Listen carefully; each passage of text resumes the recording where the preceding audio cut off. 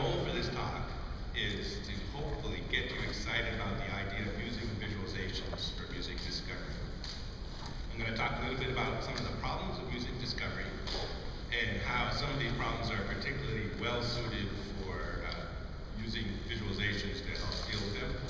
I'm going to talk about some of the issues with making good visualizations for music discovery. And I'm going to go show lots and lots of examples of visualizations that people have used for music discovery and exploration.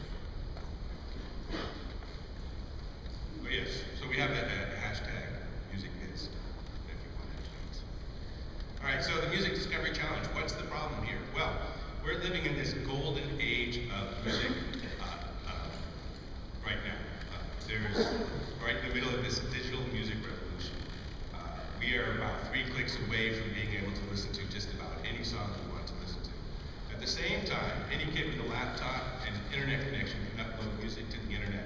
All the old barriers to releasing music have really just gone away. So what this means is that we are now surrounded totally by a huge amount of new music coming out every day. And this is a real problem for music consumers. It's hard to sift through all this music to find new, interesting music that we would like to listen to. So we need tools to help us explore through this music. Without good tools, we're going to find ourselves listening to the same Guns N' Roses song that we listened to in high school over and over and over again. We don't want that. So already we see lots of tools out there to help people find music. Particularly we see a lot of social tools. You know, music is very social. People find music through their friends. So there's places like Last.fm, Ping.fm. There's probably 5 people in this room who are working right now on the next Twitter for music, or Facebook for music, or Foursquare for music. Social is a big part of music. Now, for people who don't have friends, there's music recommendations. So you can go to a place like Pandora, and they'll give you a continuous stream of music based on the type of music that you like. And this is a good way to discover new music, but both the social and the music recommendation routes are very, very passive ways to discover music. Essentially, you wait for new music to come to you, either from recommendations from your friends or from some of these music recommendation services. But for a certain type of music fan, highly engaged music seekers, I call them, that like to go out and actually explore for new music on their own, to go into new territories, we need a different set of tools to help them explore this territory. So this is the type of thing that I think we can help people with using data visualizations. Now, not only is finding new music when we have millions and millions of songs to choose from, finding music that's within our own personal music collections can be a challenge. I did a study on 5,000 music listeners and looked at their music collections. Among these 5,000 users, they had about 3,500 tracks. And surprisingly, an amazing statistic, 65% of the music in all of these collections had not been listened to even once. So people, even though they have all this music, they're not even listening to the music that they already own. And I think one of the reasons why is because people actually don't know how to explore and get through, look through what music they have. Now, if you do the math here, 65% of this average of 3,500 songs is about 2,200 songs in a person's collection. Now, at 99 cents a song, that's $2,200, and it's like 4.5 iPads. So we need tools to help us look for new music within our own collections as well as out in the real world of music. So what are we talking about here? So I'm going to show you an example of one of my favorite music visualizations. I'm sure this is one that many of you have seen before. It's called Ishker's Guide to Electronic Dance Music. How many people have seen this before? Yes. This is really an awesome place to go. If you just Google Ishker's Guide, you'll find it. This is an interactive flash app that lets you explore the world of electronic dance music. It was made by Ishker, who's apparently a fan of electronic dance music. He has taken these top level, on the left you see these top level genres of dance music broken down into all of these different subgenres. He's laid things out so that you can actually use this as an exploration tool for electronic dance music. But here's a little demo here.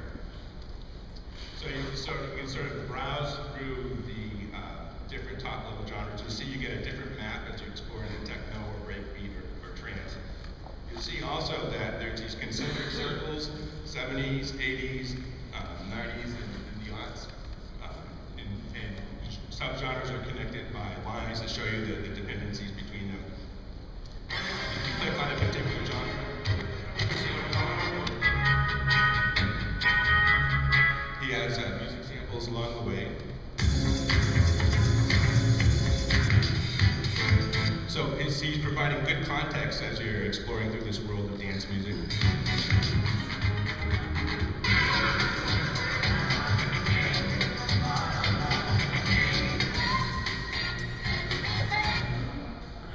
And he also provides these snarky comments, which really gives his personality.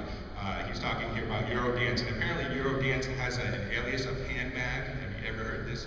And he says the reason why it's called handbag in parts, not America, is because girly flocks wearing tight capri pants and tube tops or something would coalesce in clubs to dance to this music around piles of their purses and handbags on the dance floor. So that's something I learned about Eurodance I did not know before. So Ishker's guide is showing us how some of the power of visualizations. We have sort of this natural semantic mapping between shapes and connections and visualizations into their meanings. So when we see things connected by lines, we know that they're related somehow. When we see things in a particular order, we know that there's probably a sequence here. Things that are close together are probably similar. Things that are far apart are dissimilar. These colored groupings are showing some notion of hierarchy. So there's a whole lot of information that you get in this visualization. So sort of compare this in your mind to what you'd see with an iTunes listing of electronic music. You'd see essentially a spreadsheet of music, and it's not very engaging, but it doesn't actually tell you a whole lot about the music space either. So what I would really like to see is Ishker's guide to the whole world of music, something that would let me dive in and explore not just electronic dance music, but any type of music. And not only would I like it for the whole world of music, I would like something that's actually personalized for me. So something that knows the kind of music that I like. I can use the music that I like as jumping off points into new and different types of music. So Ishker's guide essentially becomes a travel guide for new places, new types of music that I want to listen to. So this is a type of visualization that I'm really interested in being able to build. So, why visualize? So one of the things about visualizations is that they can engage the pattern matching part of our brains. They can give you insights into data that we normally wouldn't get if we look at it in other ways. So this is a pretty famous visualization. This is actually a visualization that changed the world. This was during the 1850s. There was a cholera outbreak in London, and people were dying. And one of the physicians, John Snow, he looked through all the lists of people who were dying, looked at their addresses, and he had this insight of trying to plot the addresses of people who were dying on a map. So he took a map and he drew little coffins, that's what those little black lines are, next to every place where somebody had died. And he noticed, as soon as he did that, that a lot of the deaths were concentrated around Broad Street. In fact, they were centered right around the Broad Street pump. And so it turns out they shut off the pump, the cholera epidemic stopped. And it turned out that the cholera was being transmitted through the water, through that pump. So this visualization taught people, one of the sources of cholera was contaminated water, and it also brought about the whole notion of public health.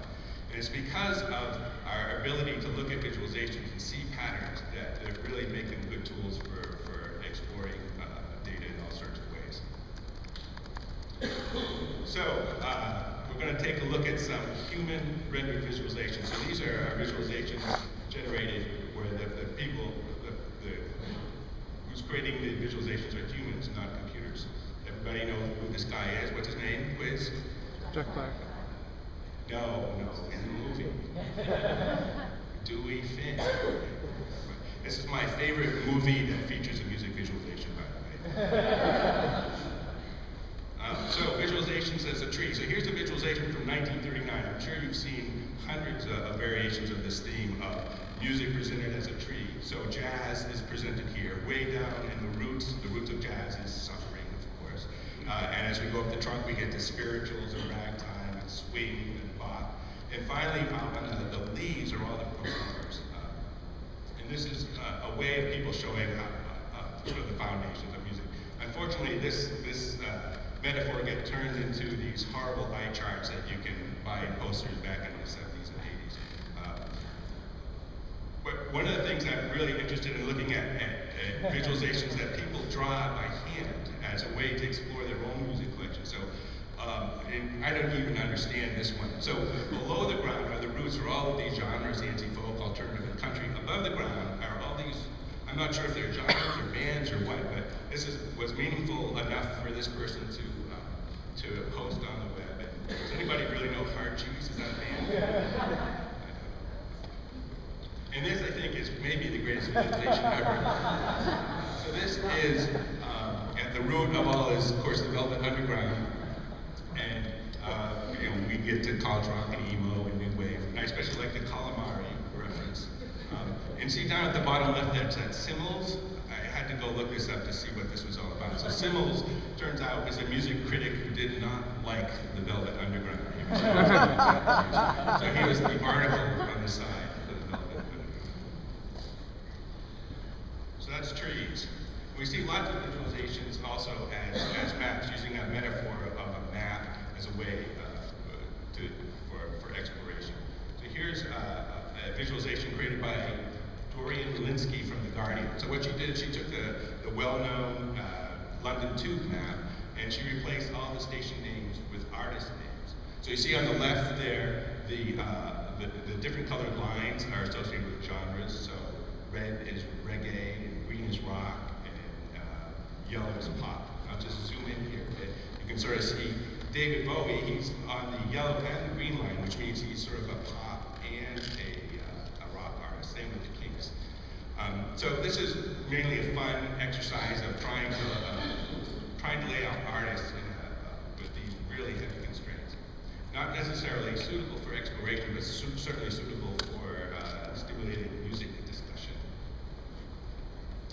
Here's another, well, almost hand-drawn, I think this is a MS Paint version of somebody's view of the world. He says, the guy who drew this and posted on the web says, I like to think of everything in maps. Here's how I think of my music as a map. And so you can see he has really three big parts: rock, techno, and ambient. And they're sort of subdivided into different sections, like rock has the big subgenres for this gentleman is shoegazer, drone, and dark wave.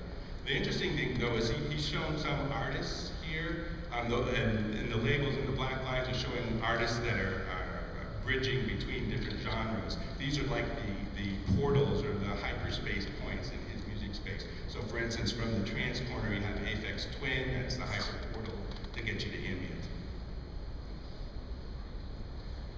So the map of metal. So this is like Isker's guide for metal. And there is a Zazzle watermark on that thing, because I got this image from Zazzle. Thank you, Zazzle. So what this is someone has made what they picture a view of metal world. So there's some concentric circles, upper left is 60s, 70s, 80s, 90s, and aughts. He's using a denim leather chain metaphor here. We could just zoom in and explore around here a bit.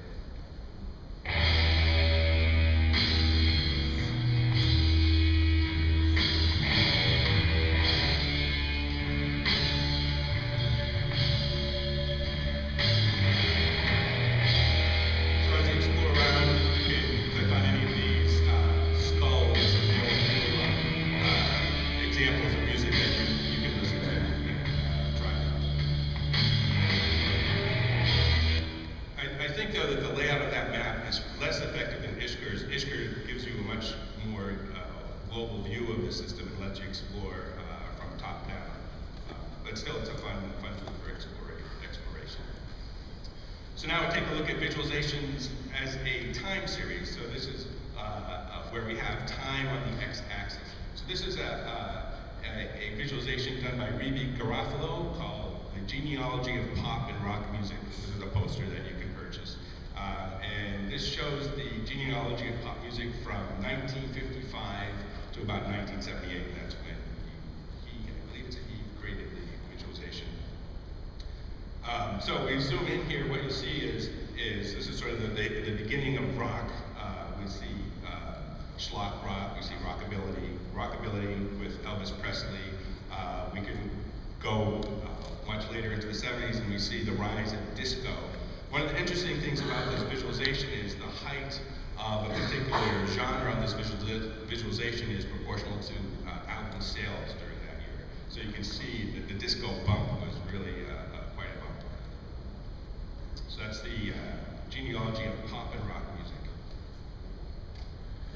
And visualizations is a graph. So really everything's a graph when you get right down to it. Here's a hand-drawn visualization of metal. So what this visualization is showing is lots of different metal bands, all of the members of the bands, and all of their independency. So you have Ozzy Osbourne, who's been in lots of different heavy metal bands, and you'll see him connected up sort of at a hub in the metal world. Next visualization is a Seattle band map. I believe they're here this week at South by.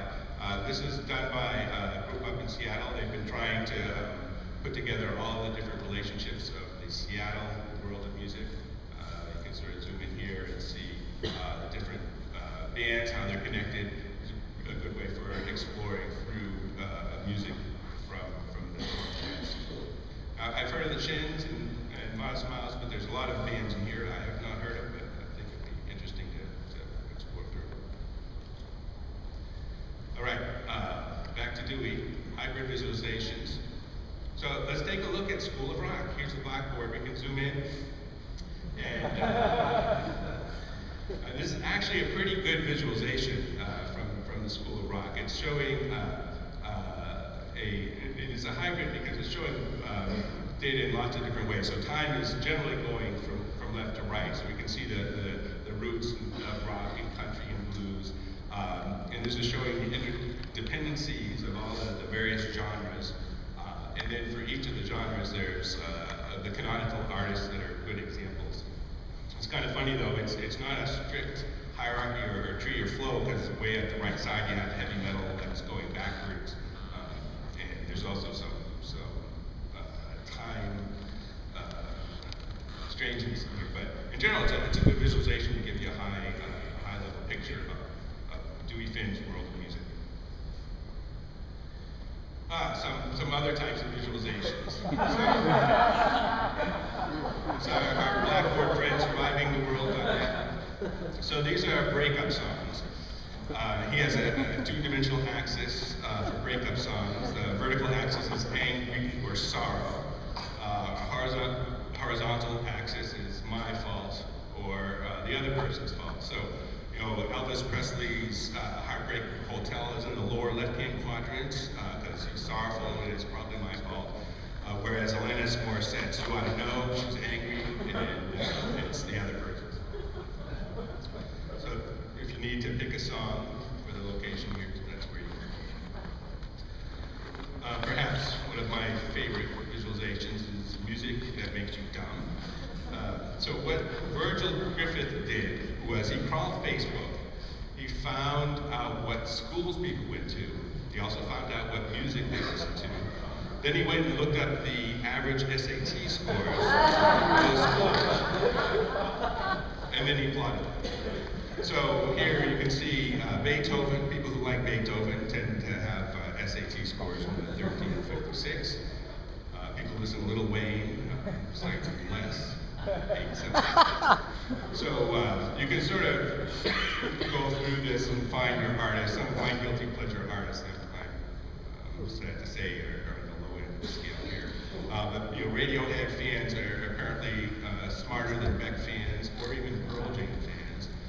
U2 fans are surprisingly smart. And it's funny, the country fans are carrying the weights are at the low end. Whereas the sort of the indie, the Shins, and the Gusters and Benzels, they're at the higher end. There you go. All right, so that ends our tour of human-generated visualizations. Now we're going to sort of dive into computer-rendered visualizations. So the idea here is these are visualizations that are going to help people explore and discover music. take advantage of some of the aspects that humans have done, but also be able to do things that humans can't do. So back to a time series. So this is a visualization of Last FM data that was done by Lee Byron. What this visualization does is it takes your entire Last FM listening history and essentially gives you a time series view of what you've been listening to at any particular time. So here's a blow up of a particular portion of this chart. So this is someone's listening over a time span, I think it's about a month or so. You can see that they've been listening to a lot of Spoon, and Spoon was sort of replacing Daft Punk on their playlist. It looks like they took a vacation, maybe went home and didn't listen to music for a while, and they came back, they weren't listening to Spoon anymore, they were into Pavement. You can sort of use this as a way of exploring your own listening over a period of time. You can go back and say, oh, what was I listening to 5 years ago, and associate to help you remember what you're listening to and help you rediscover some of the music that you used to like. Some maps and graphs in the computer visualization world. So this is a visualization done by researchers at Stanford and Yahoo. What they've done here is taken about 10,000 very popular artists that were in the Yahoo music world, and they took all of the user data that they had about which users were playing which artists, and they used this in a collaborative filtering algorithm to understand which artists were similar based on user behavior. So people who listen to Weezer also listen to Jimmy Eat World or something like that. And then they connected all these artists with lines, and then they projected it onto a sphere, and then they unrolled the sphere to present this plane of music. And it actually kind of looks like, if you look at one of those visualizations of airline flights over the world, you can see coastal centers, you can see big cities, you can see areas that people don't drive much. So this interesting presentation gives you a good global view of what the world of music looks like. We can sort of zoom in on one of the popular clusters and see that there's a lot of artists in there that are similar. But this sort of highlights one of the difficulties in dealing with music visualizations, especially when you're looking at things like artist similarity. Because artist similarity is a really high-dimensional space. If you try to, there's lots of reasons why artists may be similar. Bjork may be similar to a pop artist because she's had some pop songs, but she's also electronic, she's also experimental, she's from Iceland, she's quirky, she wore a swan. So there's all sorts of reasons why some artists may be positioned close or far away from Bjork, depending on what metrics you think are important.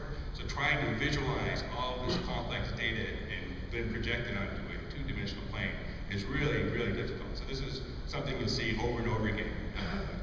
Visualizations are trying to figure out the best way to present the data in a way that you can understand it and make some sense out of it.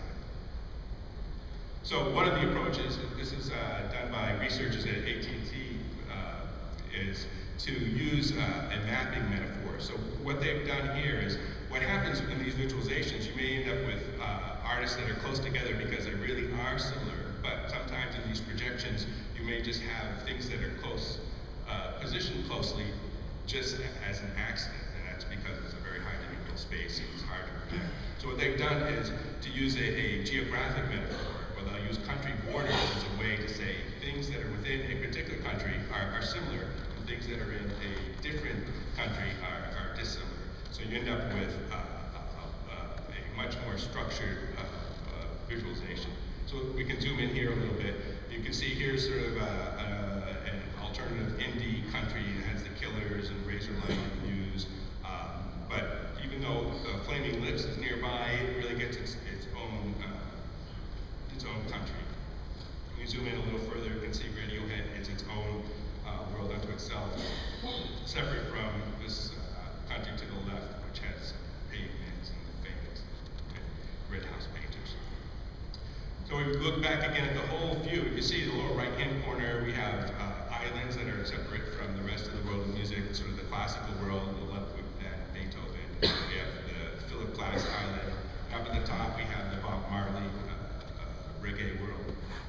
seems to have done a pretty good job at separating out the different types of music.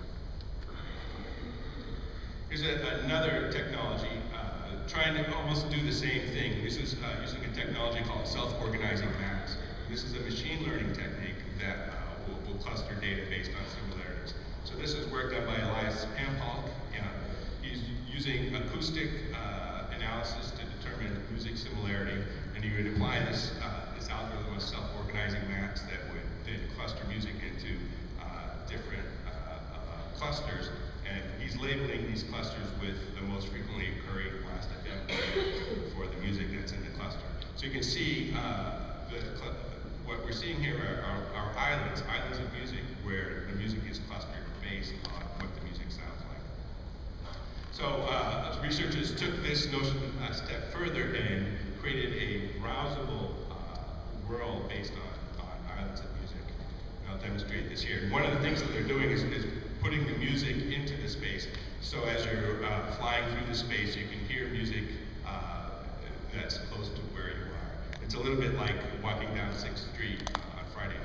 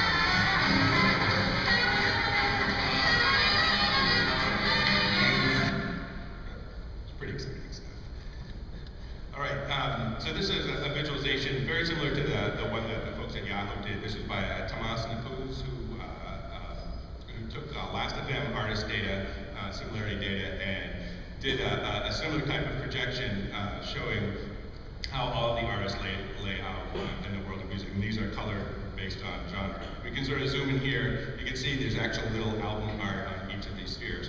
But this gives you really an idea of how complex this space is.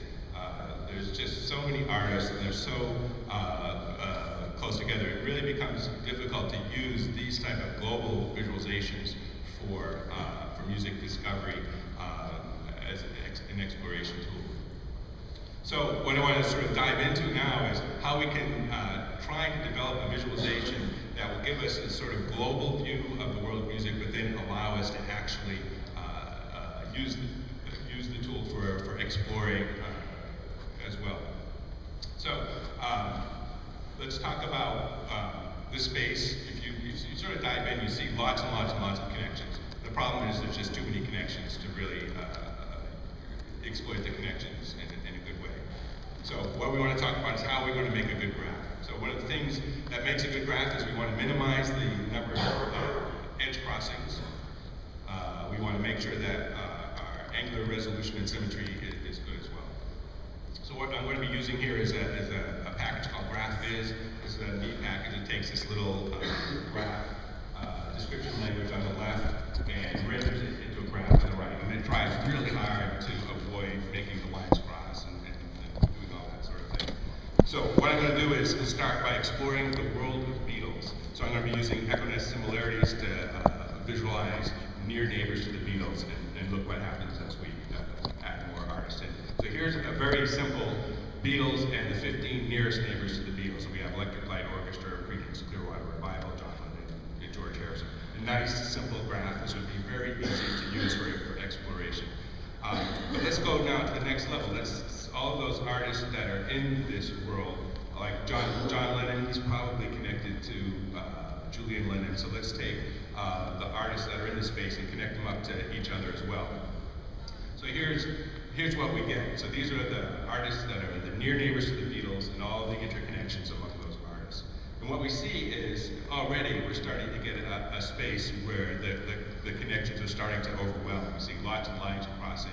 We see it would start to become difficult to follow. And this is actually only 15 artists. If we go to the next level and say, let's take all the artists, not only that are connected, that are similar to the Beatles from the Beatles' point of view, but all the artists that consider themselves similar to the Beatles, it's about another 40 or 50 artists. We end up with a space where it's very, very complex. And there's some interesting things in here, though. We'll start to see hubs form. These are artists that are sort of hyper-connected in this space. Naturally, the Beatles would be hyper-connected in the Beatles space, but other artists are as well, like George Harrison. I consider these hyper-connected artists in the space are artists that are really, really similar to the Beatles. So George Harrison, that would naturally fit. The Hollies would naturally fit as well. And there's this other artist, the Tremolos. I had never heard of the Tremolos, but they showed up as a hub in the space. And I thought, well, maybe there's a bug in my stuff, or maybe there's a bug in echo-nest similarities. But I did a little digging, and this is what I found. There's this band called the Tremolos, and here's a picture of them. That's them at the dock in Liverpool. There's their Yellow Submarine album, and here's what they sound like.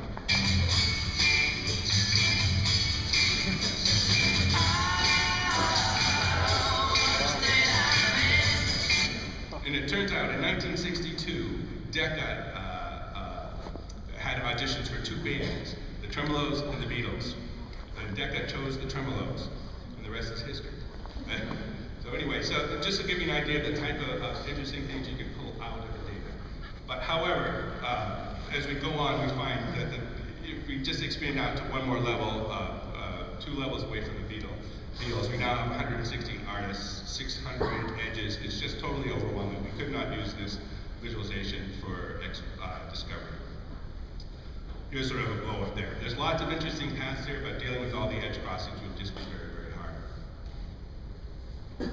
So, how are we going to simplify this graph? We want to be able to use this visualization. One of the approaches we could do would be just to eliminate all the edges. If we do that, certainly the graph gets a lot easier to follow, but we've lost all the navigation capabilities. It'd be like showing a map of Texas without having any of the roads. So I don't think this is very useful for doing music discovery. So another approach is we could just try to reduce all of the edges. So instead of connecting the Beatles up to their 15 most similar artists, let's just connect them to the most similar one. And we do this, we've reduced edges, we've reduced a lot of the complexities, but we've added some other problems. So one of the problems is that we end up connecting things up in ways that no music fan would like to see. So for instance, we have Supertramp, Moody Blues, and the Electric Light Orchestra connected up through the Electric Light Orchestra Part 2, which I've never heard of, but I don't think I would want to either. So we want to be able to deal with this type of problem. So one of the ways of dealing with this is to not only take into account similarity when we're deciding which edges to keep and which ones to throw away, but to try to connect artists up to through edges only to artists that are of greater familiarity. So this gives us a nice trickle down of artists. So that will let us get Electric Light Orchestra 2 back where it's far away from mainstream dance. So doing this, we get a visualization that's actually pretty good. We're starting to get good navigation. We get similar artists that are connected well. We're not overwhelmed by edges. We still have another problem. We have clusters of the graph that are not connected to the world. So we want to figure out how to get the rest of these all connected in. So it turns out from graph theory, there's a nice little algorithm called the minimum spanning tree. And this lets you take a graph and eliminate all of the extra edges to get down to the minimum set of edges necessary to make the whole graph connected. Now, if you use that, but you inform the algorithm with this notion of let's connect up to artists that are of similar or greater familiarity, then you can end up with a graph like this that gives you really good connections. You're not overwhelmed with edges, and yet you have connections that really make sense from a musical point of view. And if we expand this out now to look at a much larger world of artists, we start to see a space that you could use for global navigation as well, just much like those Last.fm artist maps or the Yahoo maps. These types of graphs will give us a better view. We sort of zoom in here, and you can see there's lots and lots of detail here, but lots of really good edges. So what I tried to show here is when you're dealing with things like music data, there are a good part. There's dealing with things like familiarity, dealing with similarity. It's a good way to help improve the visualizations. So now I'm going to take a look at some interactive music visualizations. This first one, actually, I was avoiding working on my talk this week, so I was sitting in my hotel room one morning and I built this. This is the South by Southwest Music Maze. This lets you explore the world of South by Southwest artists. It's a little demo here. There's really bad audio because I recorded it through my PC speakers. But you click on an artist, it will show you the similars, it will give you a little bio of the artist and all that stuff. So, really exciting.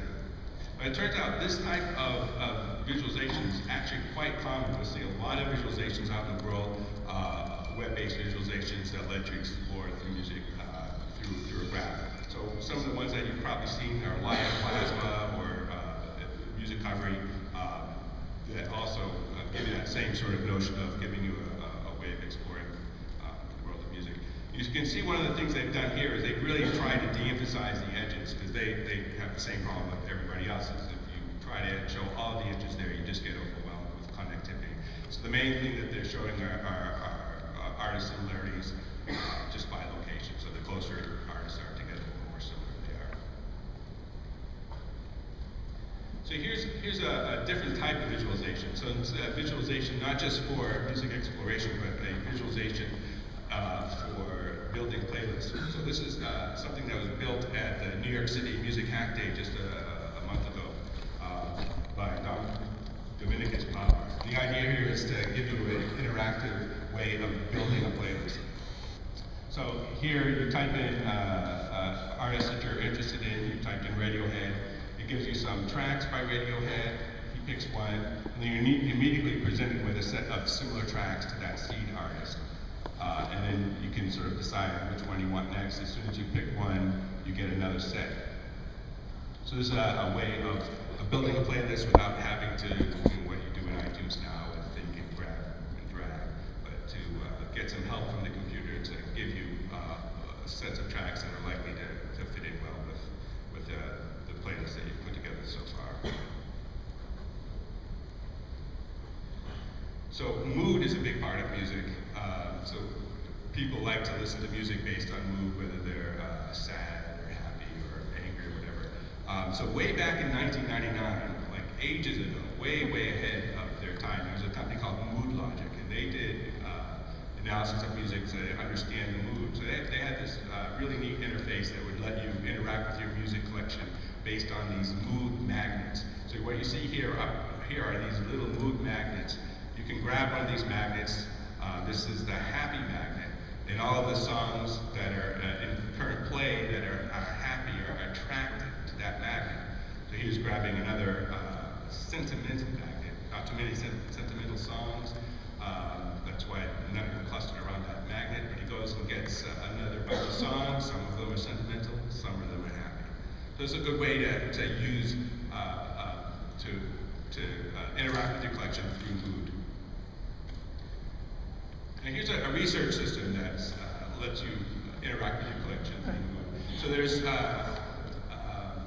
something called the Thayer mood model, and this is a two-dimensional mood model where on the vertical axis it's called arousal, so high arousal or low arousal.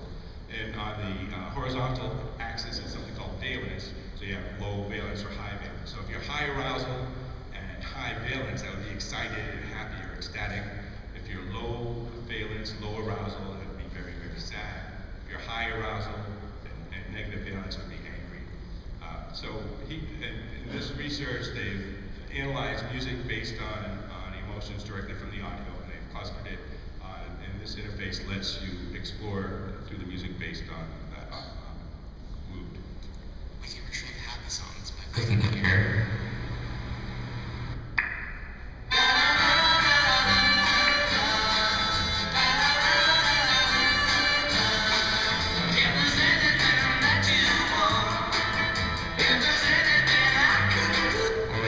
your songs by clicking here.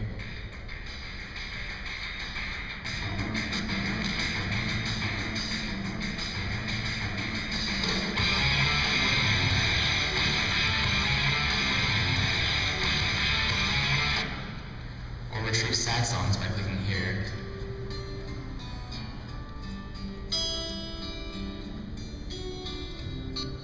Alright, so the next visualization is something created by Anita Lilly called the Music Box. When the Music Box, she's positioning music based on similarities using a whole large set of features from the Echo-Nest, features from Last.fm, features from All Music High. So what we're seeing here are songs are colored by their genre, positioned by their similarity using all these different feature spaces. She can turn on or off different features. So say, you know, I don't care about timbre, but I do care about tempo. So it gives you sort of total control of the feature space.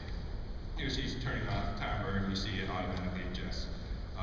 You can also use the space for creating playlists. So what she's going to do is draw a circle around a bunch of songs, and then the songs that are in that space and similar will give you a playlist of music. Similarly, she can draw a line through the space and generate playlists based on by finding music that's close to that line in the space. So here she's drawing a line, and it's going to select all the music that's close to the line and give you a playlist. So this is a tool for exploring your own personal music collection. So here's a commercial product called Muffin. I'm just going to let Miss Muffin explain what it is. In this video, we will show you the Muffin Player Pro's 3D sound universe. The 3D sound universe is an alternative to the list view. It allows you to display and manage your entire music collection on a single screen. Each circle represents a track of your music library.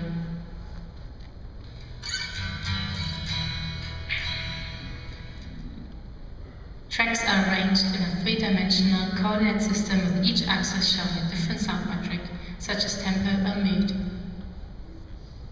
This way, all music titles are shown at the same time, arranged by the chosen sound metric.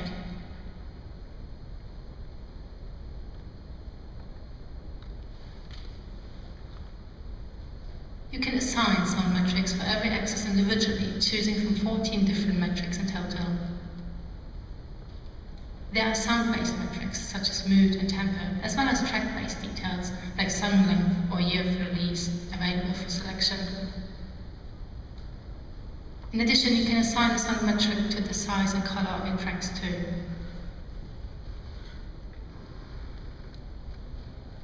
So that's one thing. Next is Discover. So this is an application released for iPad and iPhone. Disclaimer, it sits on top of Echo-Nest data, so they're a customer of Echo-Nest. But this is a tool for exploring music. It uses a graph of the music space. So here you can type in artists like Arcade Fire, and you get a graph of the near neighbors. Tap on an artist, and it will expand out into the near neighbors. If you want to get some more contextual information about an artist, you just double tap on it and it will bring you to their data, bios, YouTube videos, blogs, and all this stuff. So one of the interesting things I think about Discover is the guy who did sort of the core algorithm here, the graph stuff, is the same guy who did that Last.fm artist graph showing the wide range world of music. So he's still in the space of doing music exploration down now at the sort of the tactical level. It's actually really fun to use. You should try it on the iPhone too. It works well. So the next one is also coming out for iPad. I think it may be released this week. It's called Hitlantis.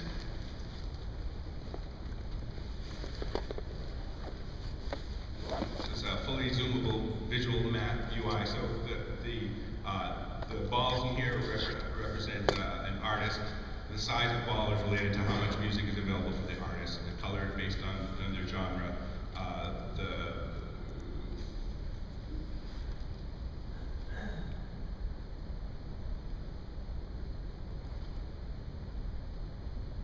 songs that artists that are closer to the center are more popular.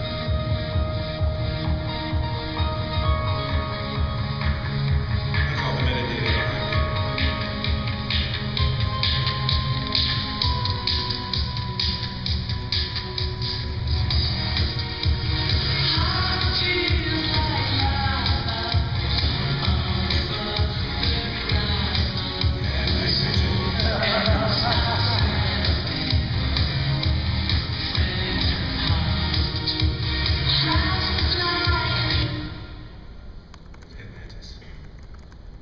So this is Song Explorer. This is a research system from UPF, this university in Spain. And these guys over at UPF, they do a whole lot of very clever things with it. So this is a multi-touch table. In this system, each of those throbbing hexagons represents a song. They throb actually based on the tempo of the song. They're clustered based on how similar the music sounds. So songs that are close to each other should sound similar. You can see you can make playlists just by tapping and adding.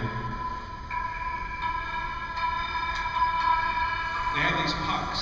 They put the puck on the table, and that becomes a way of manipulating things. So this particular puck lets you advance to the next song on the playlist, and it shows you the metadata associated with the song.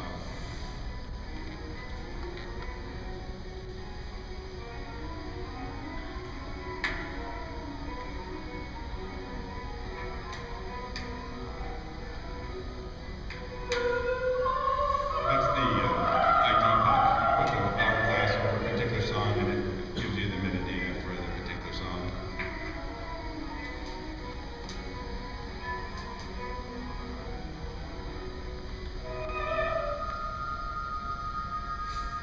They also classified their music in mood, and this puck lets you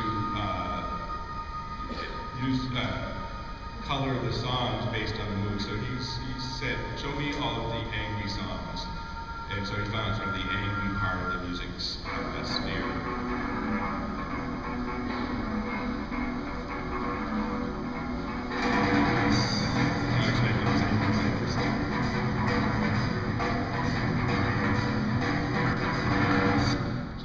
That's a Song Explorer. So the next thing I'm going to do is show you a demo of a system that I built for exploring music. If the demo gods are happy, we'll see. So this is a project called Search Inside the Music. The goal here was to explore how you could use music acoustic similarity to explore our world of music. So what we've done here is analyze a large collection of music using signal processing and machine learning, and then built a similarity model so we can understand how similar or dissimilar music was. So each of these spheres represents a song in my music collection. See how they're sort of moving around? They're trying to get close to their neighbors so that songs that sound similar are close to each other, songs that sound dissimilar are far apart. These are colored by their genre. So this red arc here, that's the rock portion of my music collection. This blue part here is the classical part of my music collection. This labeling is actually just gotten from the MP3, so that's what the music producer has decided is what that is. So if I click on any particular song, we can listen to it. So here's sort of the rock part of my music collection.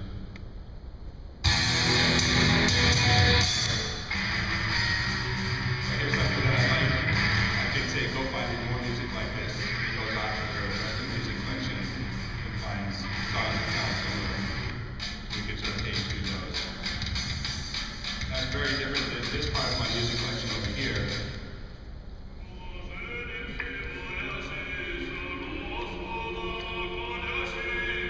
One of the things that you notice is there's some outliers here. So here's a ball that's colored red that's actually closer to the blue. So this is a song that's labeled as being rock, but it looks like it probably sounds more similar to classical music. So we can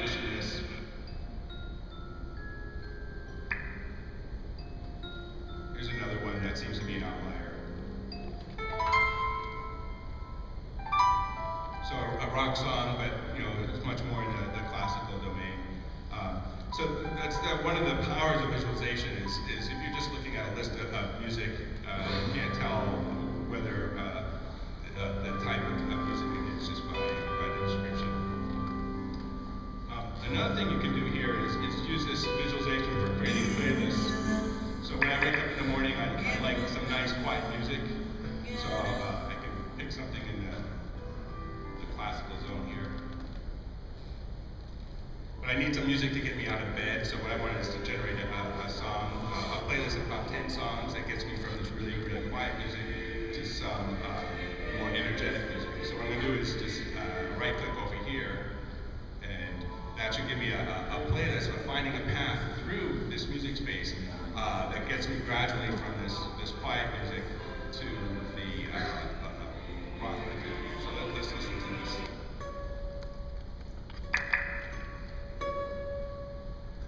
So we're sort of gradually ramping up away from the classical world into the rock world. Apparently we're traveling through the ethnic neighborhood here.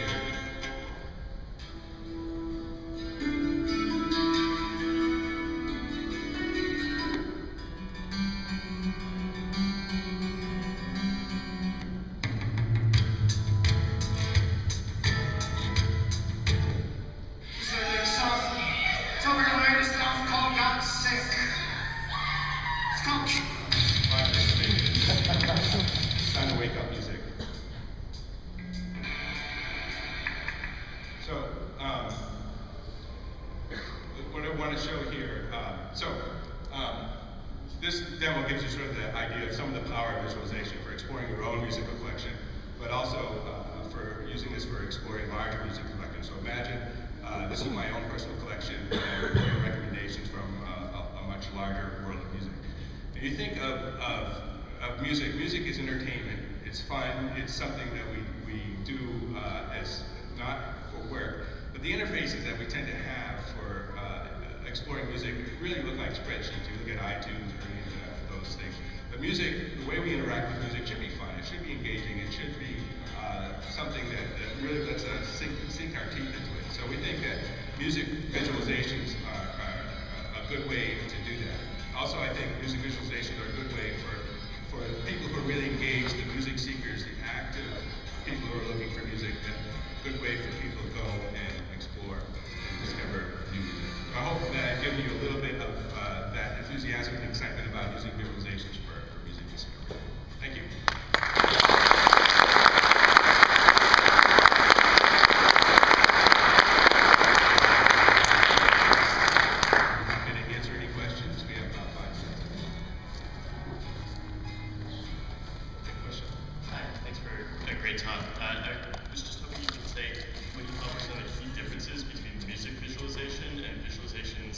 Similar visualizations, perhaps graph visualizations or stuff like that, that are focused on other topics. What do you think makes music visualization different than that? Well, so I think every domain has its own special issues. I think one of the issues around music data that's especially difficult to deal with is people really have an emotional attachment to music. And the data around it. So if you say that I don't know, Alanis Morissette is similar to Hannah Montana, you're going to upset at least some people because they just think that doesn't work. So trying to be able to deal with a lot of the cultural aspects that go with music is certainly one big factor in music. Yes, question? Yeah, a couple of people have asked on Twitter if they can get your presentation. I'd be happy just with a list of URLs, so they plan to put it online. It's very hard for me to Sorry. hear. A couple of people asked for the presentation. Yes. Personally, I'd be happy with a list of URLs. Are there plans to put any of that online? Okay. Yeah, I will be posting the slides on SlideShare, and unfortunately, sorry to get all the videos up there, but check my blog at musicmachinery.com, and I'll have a full summary there too. Say it again. Musicmachinery.com. It's a really awesome blog. So in your tool, it's grouped by subject that is determined by the artist, right? Like in the metadata. In the tool you're In this tool, the similarity is strictly based on acoustic similarity of the tracks. And how is that determined? Acoustic similarity. How is the acoustic similarity determined? So we do signal processing of the audio, extracting all sorts of features. We do machine learning around those features to build up a similarity model. I can go into lots of details about that, but it's probably not germane in this talk. But then we use that to derive similarity. So it's actually quite a lot of research deriving music similarity from audio features as well. Thanks. I'm a big fan of the Echo Nest stuff, especially the rhythmic stuff. I did the 9 Inch Nails thing. Oh, no way. Yeah. So it's nice So check out 9 Inch Nails. He did a mashup of Frasier and 9 Inch Nails. It was a terrible idea, but yeah. But I'm curious, the visualization stuff. Obviously, this is really useful for users who are looking for stuff. But have you gotten feedback in terms of what you're doing, what people are doing with yours from artists who feel? Have you had artists who are happy about these tools, or on the other hand, you have artists who have felt like mistreated by what do you mean? I don't think these tools are widely enough known or used yet for artists to be thinking about that. But I have a feeling sooner or later some artists are going to wonder how come they're so far away from Radiohead or whatever. And I wouldn't be surprised to see artists trying to start gaming these systems as well to get them. I'd really like to be that Electric Light Orchestra too, being really close to these other popular bands. Cool. Okay, thanks. Oh, one more question. More questions? Yeah, one more. Yes. Music charts fit into the data visualization part. Not just people's purchases, but listening charts and so on. So they fit into this kind of world. Yeah, so one of the visualizations I did show was looking at personal charts, like the Lee Byron's visualization of last event data. I think the same sort of thing around Billboard data is very interesting. Certainly, popularity of music is a very, very important part of music exploration and discovery. There's a certain set of people who want to only listen to very popular music, like my 15-year-old daughter, but there's a whole bunch of people, a lot of people who come to South by Southwest who would be caught dead listening to that. So being able to factor that into visualization is very important. I have a question of moving beyond the processing you were talking about for the actual sort of texture of the music to the aboutness, the words. So is there work in process? I know some of the visualizations showed, mood or anger or happiness. Is the field looking more at the texture of the music to determine that, or are they actually going to start doing some sort of text mining to figure out what's the song about and what other songs are similarly about this? Sure, yeah. So it's already being done at the artist level. So for instance, the Echo Nest, we'll crawl the web and find out what all the reviews and the music bloggers are saying about a particular artist, and we'll do natural language processing of that text to get a sense of the artist.